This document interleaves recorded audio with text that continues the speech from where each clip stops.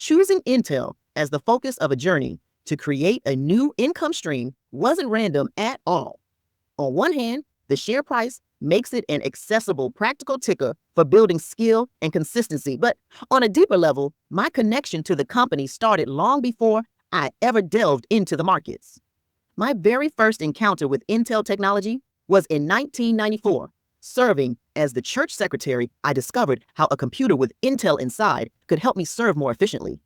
I remember the long nights of preparing financial letters for our 300 plus members, manual, tedious, and time consuming. It was the part of my job I disliked the most. Then I discovered Microsoft WordMail Merge, running on an ugly beige desktop computer.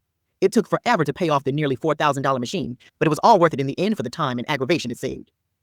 Suddenly, what once took days could be done in hours. It felt like grace.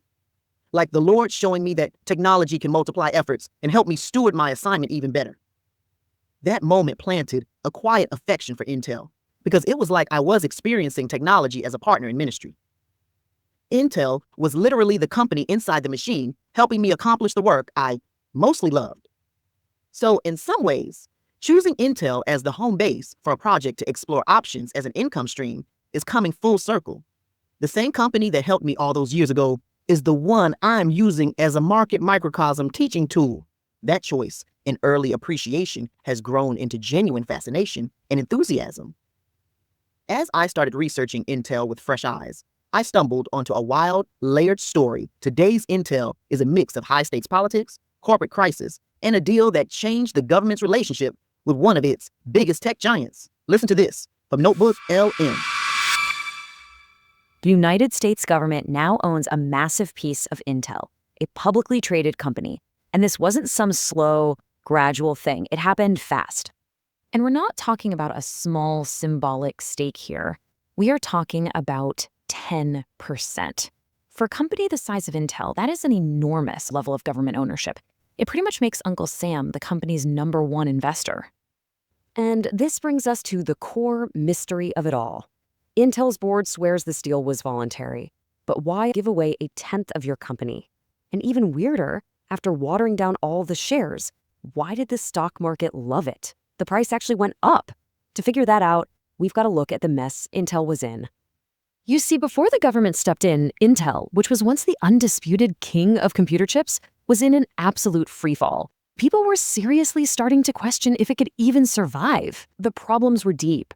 Intel had completely lost its manufacturing edge to companies in Taiwan and South Korea. It totally missed the boat on the AI revolution. NVIDIA was just eating their lunch.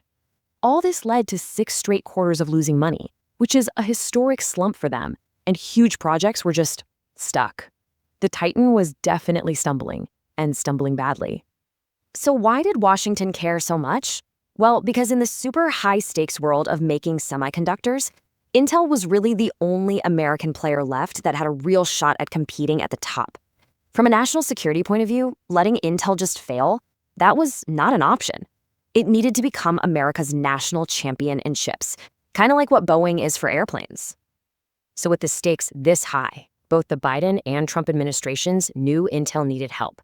But their ideas on how to help, well, they could not have been more different. It was a classic case of carrots versus sticks.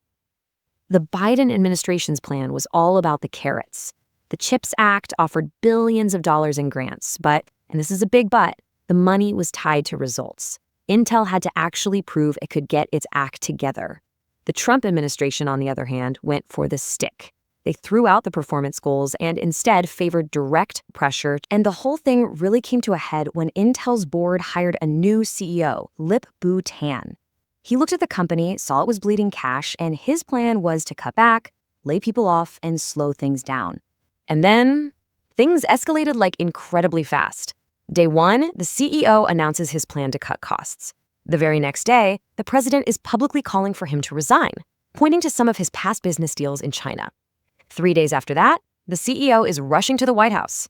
And just 2 days later, boom, the deal is announced. And the threat was not subtle at all. I mean, this public statement from President Trump was a direct shot at the CEO's integrity, his loyalty.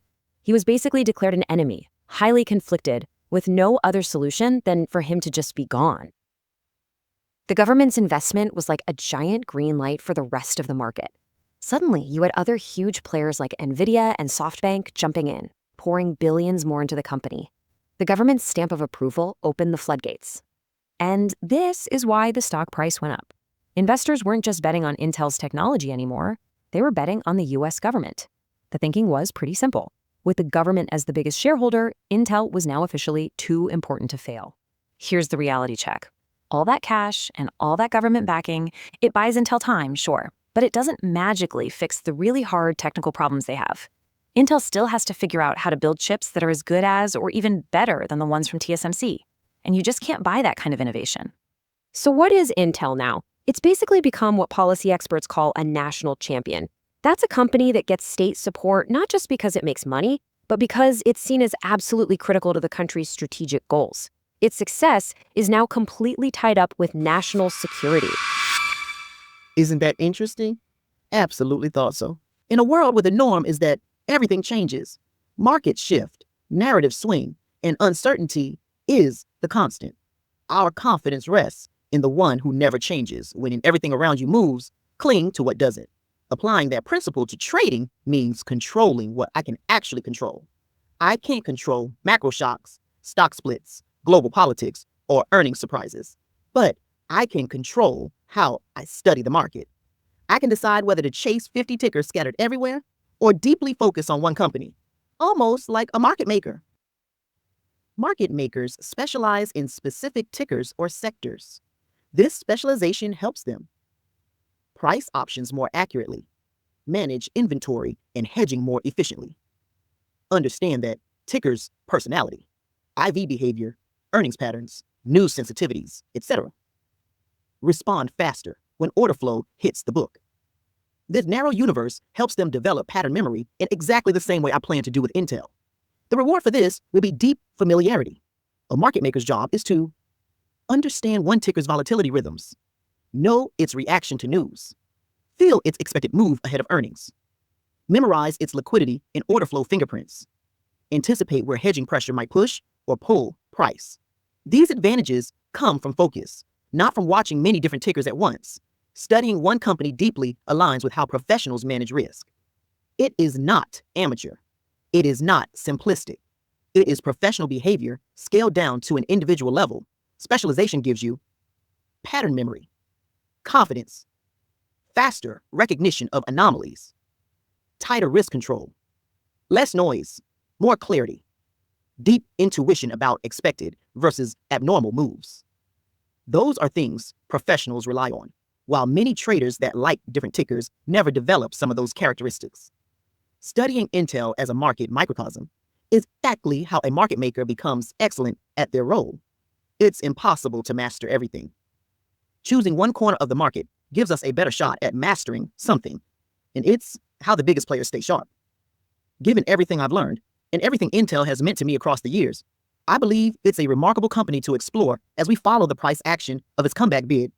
As we pull the curtain back on this Intel storyline, government stakes, political pressure, national champion dynamics, what makes it especially fascinating is how much of the broader market can be seen in miniature inside one company. Intel is a single ticker where policy risk, innovation risk, and capital allocation risk collide. Global macro themes, China, supply chain fragility, the AI race, concentrate into one price. An endearing history and national security priorities directly influence valuation. Volatility, narrative shifts, and sentiment whiplash play out with textbook clarity. Intel is the peek behind the curtain of the market. It is a controlled environment to study how stories, incentives, volatility, gamma pressure, and policy noise move through a single name. Intel becomes the lab. The options chain becomes the microscope, and each trade becomes a tiny research sample in a much bigger experiment to generate another stream of income. By narrowing the lens to one ticker, we gain the ability to watch, up close, how a modern market behaves when geopolitics, innovation cycles, government capital, and trader sentiment all interact in real time. My approach is to study one company as a window into the whole market. I'm genuinely excited to tag along for Intel's comeback story as it unfolds here at home and around the world.